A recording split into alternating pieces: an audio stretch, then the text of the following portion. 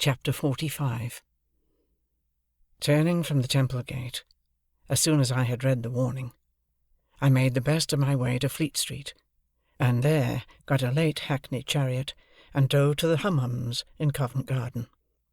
In those times a bed was always to be got there at any hour of the night, and the chamberlain, letting me in at his ready wicket, lighted the candle next in order on his shelf, and showed me straight into the bedroom next in order on his list.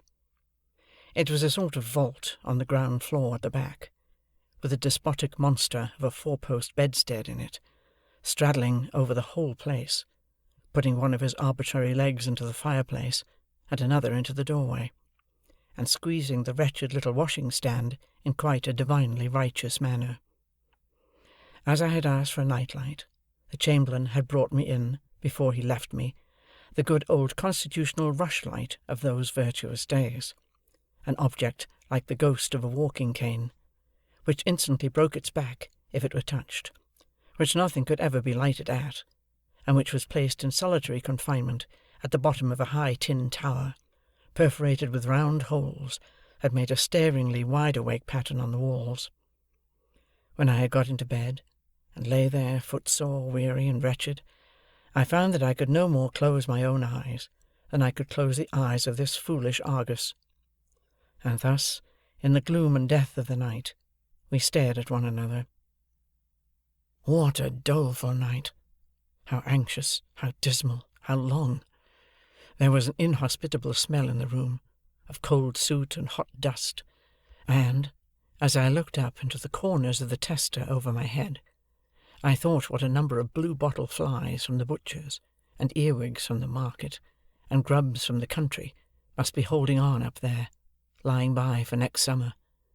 This led me to speculate whether any of them ever tumbled down, and then I fancied that I felt light falls on my face, a disagreeable turn of thought, suggesting other and more objectionable approaches up my back. When I had lain awake a little while, those extraordinary voices with which silence teems began to make themselves audible. The closet whispered, the fireplace sighed, the little washing-stand ticked, and one guitar string played occasionally in the chest of drawers. At about the same time, the eyes on the wall acquired a new expression, and in every one of those staring rounds I saw written, "Don't go home."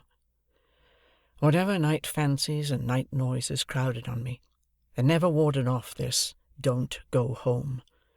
It plaited itself into whatever I thought of as a bodily pain would have done. Not long before, I had read in the newspapers how a gentleman, unknown, had come to the Hum-Hums in the night, and had gone to bed, and had destroyed himself, and had been found in the morning weltering in blood. It came into my head that he must have occupied this very vault of mine, and I got out of bed, to assure myself that there were no red marks about, then opened the door to look out into the passages, and cheer myself with the companionship of a distant light, near which I knew the chamberlain to be dozing. But all this time, why I was not to go home, and what had happened at home, and when I should go home, and whether Provis was safe at home, were questions occupying my mind so busily that one might have supposed there could be no more room in it for any other theme. Even when I thought of Estella, and how we had parted that day for ever, and when I recalled all the circumstances of our parting, and all her looks and tones, and the action of her fingers while she knitted, even then I was pursuing, here and there and everywhere, the caution, "Don't go home." When at last I dozed, in sheer exhaustion of mind and body, it became a vast shadowy verb which I had to conjugate. Imperative mood, present tense. Do not thou go home. Let him not go home. Let us not go home. Do not ye or you go home. Let not them go home.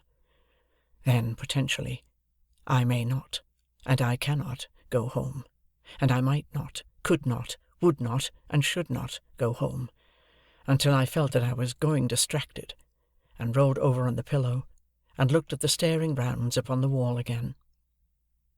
I had left directions that I was to be called at 7, for it was plain that I must see Wemmick before seeing anyone else, and equally plain that this was a case in which his Walworth sentiments only could be taken. It was a relief to get out of the room where the night had been so miserable, and I needed no second knocking at the door to startle me from my uneasy bed. The castle battlements arose upon my view at 8 o'clock. The little servant happening to be entering the fortress with 2 hot rolls, I passed through the postern and crossed the drawbridge, in her company, and so came without announcement into the presence of Wemmick, as he was making tea for himself and the aged. An open door afforded a perspective view of the aged in bed. "Hello, Mr. Pip," said Wemmick. "You did come home, then?" "Yes," I returned, "but I didn't go home." "That's all right," said he, rubbing his hands. "I left a note for you at each of the temple gates on the chance. Which gate did you come to?" I told him. "I'll go round to the others in the course of the day, and destroy the notes," said Wemmick. "It's a good rule never to leave documentary evidence if you can help it, because you don't know when it may be put in. I'm going to take a liberty with you. Would you mind toasting this sausage for the aged P?" I said I should be delighted to do it. "Then you can go about your work, Mary Ann," said Wemmick to the little servant. "Which leaves us to ourselves, don't you see, Mr. Pip?" he added, winking as she disappeared. I thanked him for his friendship and caution, and our discourse proceeded in a low tone while I toasted the aged's sausage, and he buttered the crumb of the aged's roll. "Now, Mr. Pip, you know," said Wemmick, "you and I understand one another. We are in our private and personal capacities, and we have been engaged in a confidential transaction before to-day. Official sentiments are one thing. We are extra-official." I cordially assented. I was so very nervous that I had already lighted the aged's sausage like a torch, and been obliged to blow it out. "I accidentally heard, yesterday morning," said Wemmick, "being in a certain place where I once took you, even between you and me, it's as well not to mention names when avoidable." "Much better not," said I. "I understand you." "I heard there by chance yesterday morning," said Wemmick, "that a certain person, not altogether of uncolonial pursuits, and not unpossessed of portable property, I don't know who it may really be, we won't name this person." "Not necessary," said I. "Had made some little stir in a certain part of the world where a good many people go, not always in gratification of their own inclinations, and not quite irrespective of the government expense."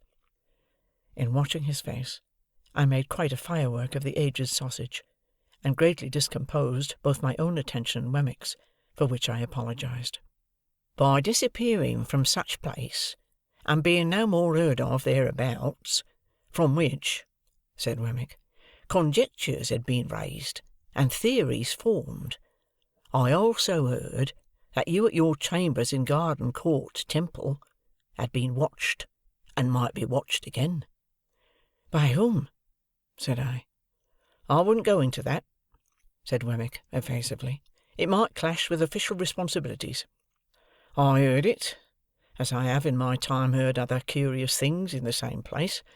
I don't tell it you on information received. I heard it." He took the toasting fork and sausage from me as he spoke, and set forth the aged's breakfast neatly on a little tray. Previous to placing it before him, he went into the aged's room with a clean white cloth, and tied the same under the old gentleman's chin, and propped him up, and put his nightcap on one side, and gave him quite a rakish air. Then he placed his breakfast before him with great care, and said, "All right, ain't you, aged P?" To which the cheerful aged reply, "All right, John, my boy, all right." As there seemed to be a tacit understanding that the aged was not in a presentable state, and was therefore to be considered invisible, I made a pretence of being in complete ignorance of these proceedings. "This watching of me at my chambers, which I have once had reason to suspect," I said to Wemmick when he came back, "is inseparable from the person to whom you have adverted, is it?" Wemmick looked very serious. "I couldn't undertake to say that, of my own knowledge. I mean, I couldn't undertake to say it was at first. But it either is, or it will be, or it's in great danger of being." As I saw that he was restrained by fealty to Little Britain from saying as much as he could, and as I knew with thankfulness to him how far out of his way he went to say what he did, I could not press him. But I told him, after a little meditation over the fire, that I would like to ask him a question, subject to his answering or not answering as he deemed right, and sure that his course would be right. He paused in his breakfast, and crossing his arms, and pinching his shirt-sleeves (his notion of indoor comfort was to sit without any coat), he nodded to me once, to put my question. "You have heard of a man of bad character, whose true name is Compeyson?" He answered with one other nod. "Is he living?" One other nod. "Is he in London?" He gave me one other nod, compressed the post-office exceedingly, gave me one last nod, and went on with his breakfast. "Now," said Wemmick, "questioning being over," which he emphasised and repeated for my guidance, "I come to what I did, after hearing what I heard.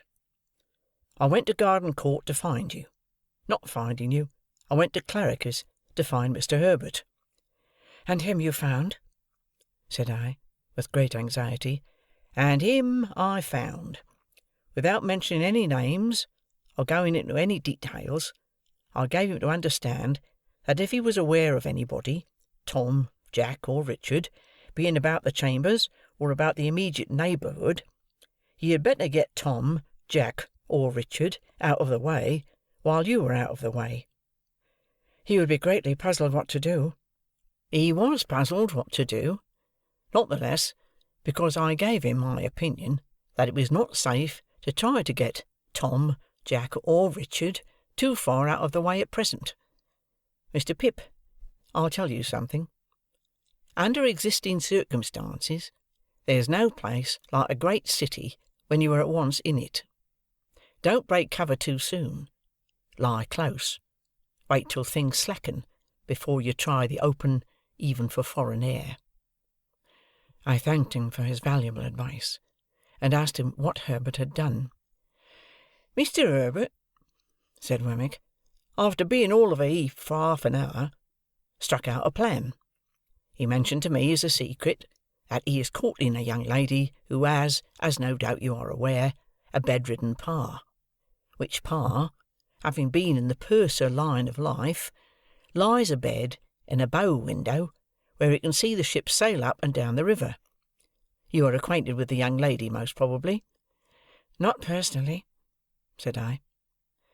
The truth was that she had objected to me as an expensive companion who did Herbert no good, and that, when Herbert had first proposed to present me to her, she had received the proposal with such very moderate warmth, that Herbert had felt himself obliged to confide the state of the case to me, with a view to the lapse of a little time before I made her acquaintance.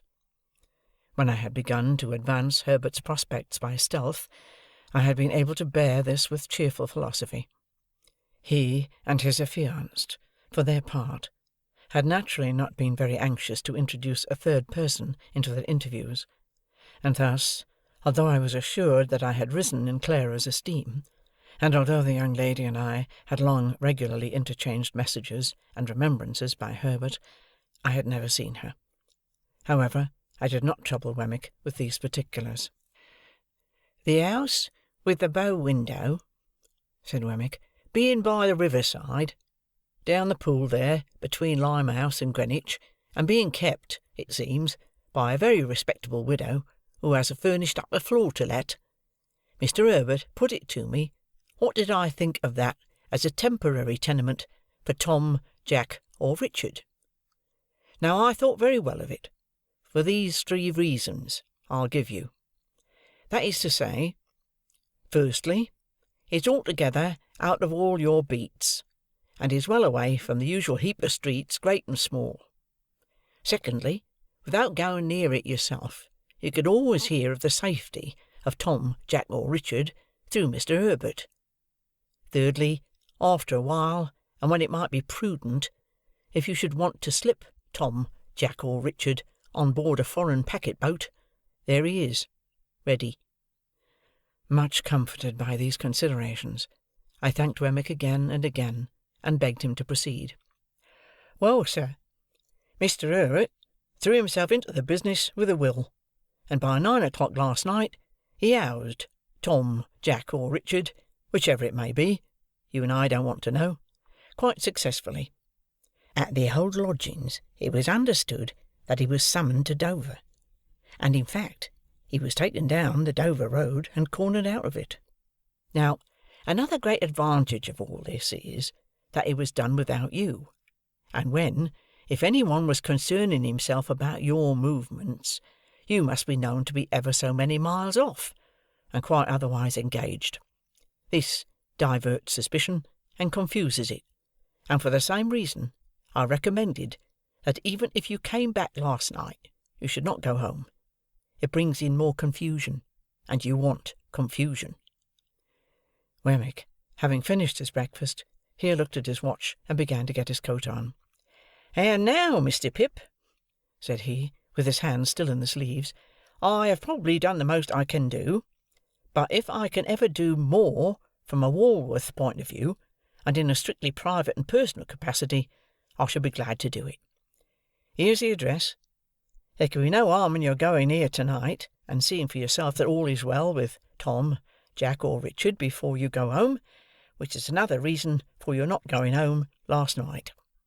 But after you have gone home, don't go back here. You're very welcome, I'm sure, Mr. Pip." His hands were now out of his sleeves, and I was shaking them. "And let me finally impress one important point upon you." He laid his hands upon my shoulders, and added in a solemn whisper, "Avail yourself of this evening to lay hold of his portable property. You don't know what may happen to him. Don't let anything happen to the portable property." Quite despairing of making my mind clear to Wemmick on this point, I forbore to try. "Time's up," said Wemmick, "and I must be off. If you had nothing more pressing to do than to keep here till dark, that's what I should advise. You look very much worried, and it would do you good to have a perfectly quiet day with the aged. He'll be up presently, and a little bit of—you remember the pig?" "Of course," said I. "Well, and a little bit of him. That sausage you toasted was his, and he was in all respects a first-rater. Do try him, if it is only for old acquaintance' sake. Good-bye, aged parent," in a cheery shout. "All right, John, all right, my boy," piped the old man from within. I soon fell asleep before Wemmick's fire, and the aged and I enjoyed one another's society by falling asleep before it, more or less all day. We had loin of pork for dinner, and greens grown on the estate, and I nodded to the aged with a good intention whenever I failed to do it drowsily. When it was quite dark, I left the aged preparing the fire for toast, and I inferred from the number of teacups, as well as from his glances at the two little doors in the wall, that Miss Skiffins was expected.